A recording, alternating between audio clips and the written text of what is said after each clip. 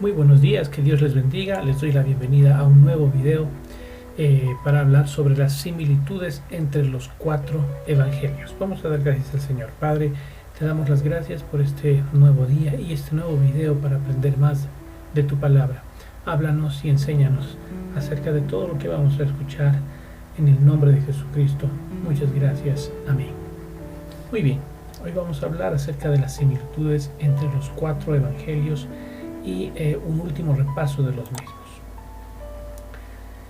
Sobre las fechas en que se escribieron. Mateo, se sabe que su escritura proviene de los años 50 al 75 después de Cristo. Hay un margen bastante amplio en la fecha que se estima su escritura. Marcos del año 65 al 70, Lucas del año 59 al 75 y Juan aproximadamente en el año 85 a.C. Eso significa que probablemente Mateo haya sido de los primeros evangelios en escribirse. Sin embargo, estas opiniones tampoco son definitivas. Los evangelios a nuestras manos. Hay varias teorías con respecto al origen de los evangelios. Se piensa que Marcos fue el primer evangelio escrito a unos 25 o 30 años después de la muerte y resurrección de nuestro Señor.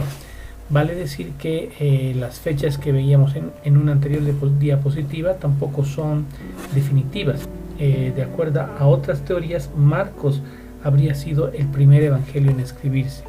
Dado a la semejanza existente entre este evangelio y el de Lucas y Mateo, se asume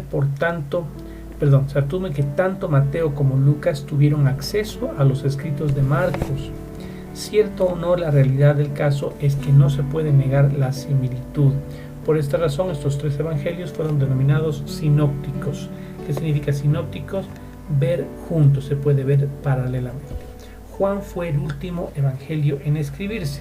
Tiempo después de haberse escrito los evangelios, se comenzaron a crear copias de estos, especialmente por la razón de preservar la verdad y no permitir que ésta se corrompa por herejías que estaban surgiendo en la época. Y justamente ese fue el propósito de las grandes cantidades de copias que se hacían para que no se vaya corrompiendo el mensaje original y se preserve, ¿no?, en una mayor cantidad de manos y no se vaya a destruir como querían algunas personas o algunas instituciones, que se destruya la palabra del Señor, lo cual por supuesto no llegaron a su propósito. ¿Quiénes eran los autores? Vamos a hacer una recapitulación. Evangelio de Mateo, según la tradición de la Iglesia, se atribuye a Mateo, apóstol y ex cobrador de impuestos. Además de su nombre y ocupación, muy poco se sabe de Mateo. La tradición dice que predicó el evangelio en Palestina durante 15 años. Qué interesante, ¿no? Después de la resurrección de Jesús, y que dirigió campañas misioneras en otras naciones. Evangelio de Marcos. Desde muy temprano en la historia de la Iglesia se consideró que su autor era Juan Marcos, un cercano colaborador de Pedro y compañero de Pablo y Bernabé en su primer viaje misionero. La referencia más antigua sobre la autoría de Marcos proviene de Papías. ¿Quién era Papías? Obispo de la iglesia de Hierápolis, alrededor de los años 135 y 140 después de Cristo, cuyo testimonio está preservado en la historia eclesiástica de Eusebio. ¿Quién es Eusebio? Es un historiador de la iglesia. Papías describe a Marcos como el intérprete de Pedro.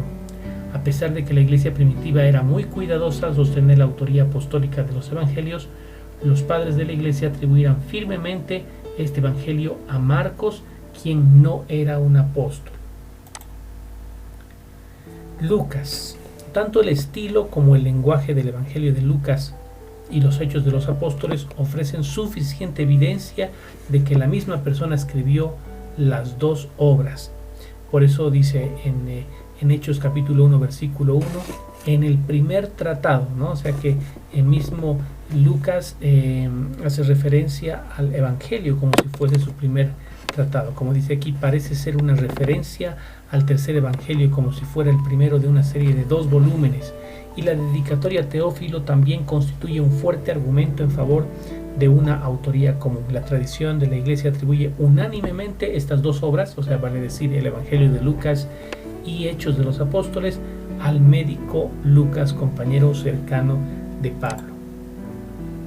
Evangelio de Juan. Desde muy temprano en la historia de la Iglesia, el cuarto Evangelio se atribuye a Juan. ¿Quién es Juan? El discípulo amado de Jesús. En Marcos capítulo 1, versos 19 y 20 se habla de este Juan como Juan el pescador. En Juan capítulo 13, 23 como el discípulo amado, quien perteneció además al círculo íntimo de los seguidores de Jesús. Se encontraba con Jesús cuando él fue transfigurado, ¿no es cierto? En Mateo 17:1. Cuando Jesús ora en Getsemaní también estaba Juan presente. De acuerdo con varios autores cristianos del siglo II, Juan se mudó a Éfeso probablemente durante la primera guerra judía de los años 66 al 70, donde continuó su ministerio. Por ejemplo, Ireneo, obispo de Lyon de la segunda mitad del siglo II, declaró que Juan, el discípulo del Señor, quien también descansó sobre su pecho, publicó un evangelio durante su residencia en Éfeso, en Asia. Estas son las referencias más antiguas que atribuyen y confirman la autoría de este evangelio, del evangelio de Juan, al discípulo cercano e íntimo de nuestro Señor Jesucristo. ¿A quiénes eran dirigidos los evangelios? Esta es otra parte muy importante del enfoque del estudio de los evangelios.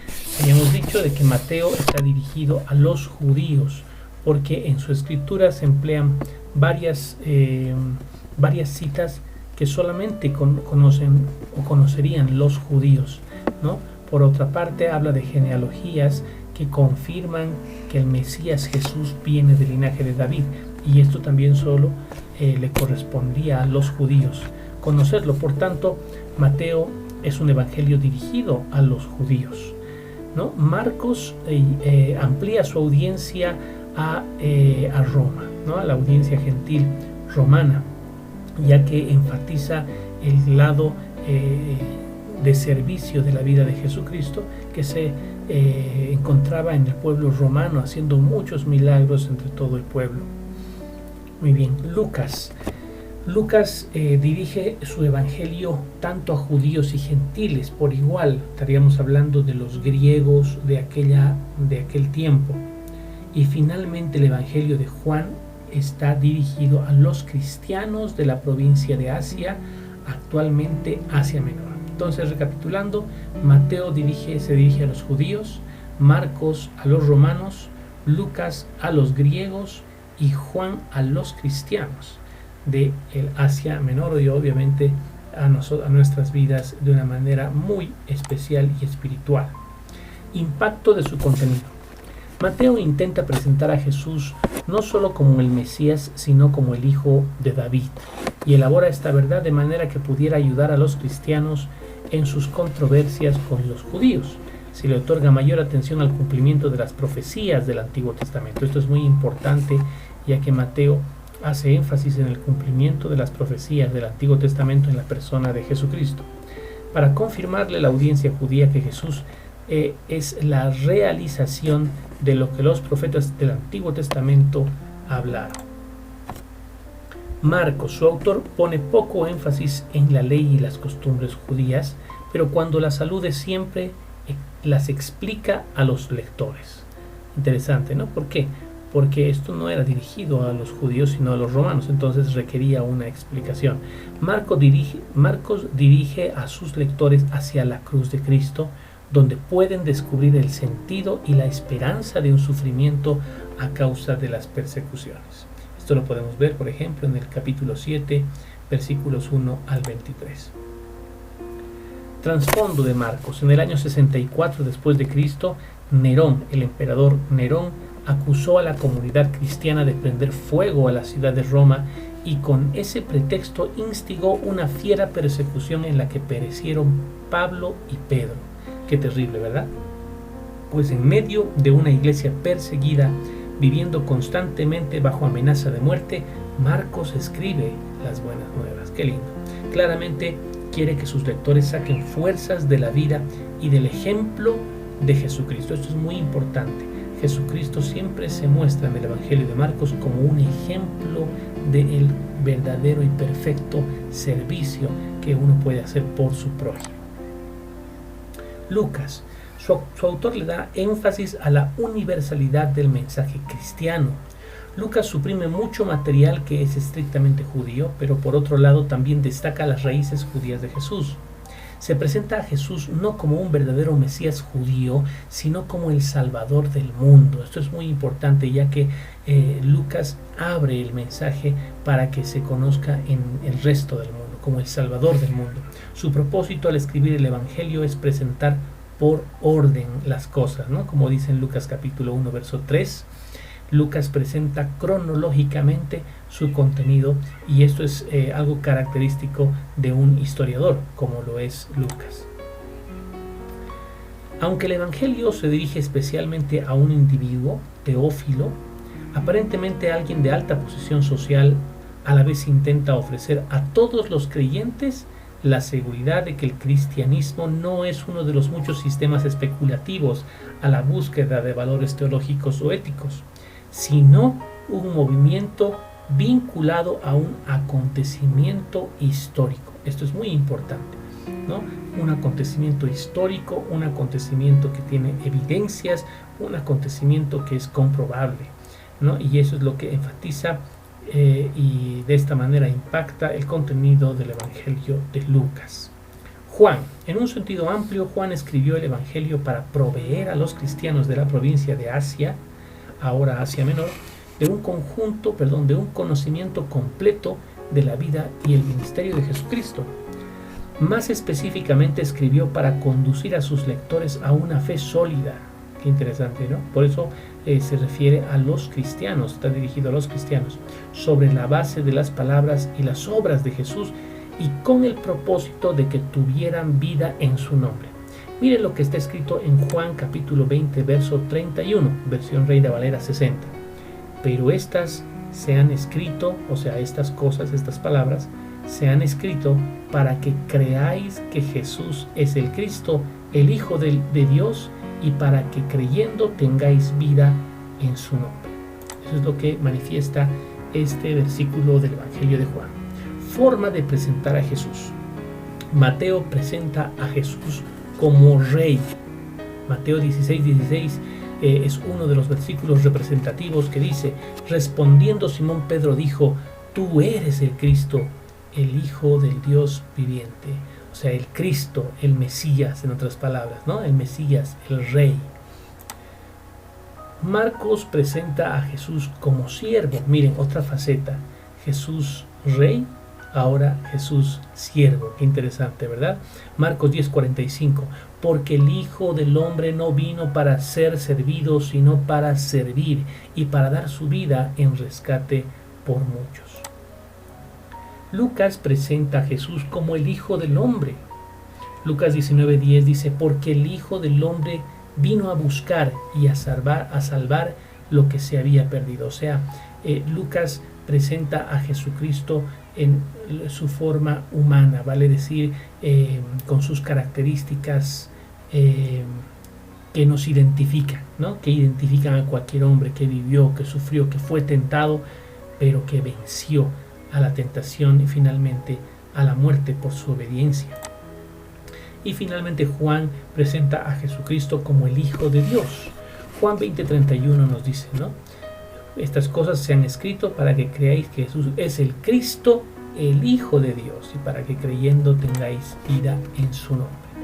Partes únicas de cada evangelio. Bueno, en realidad vamos a ver de 3 de los 4 evangelios.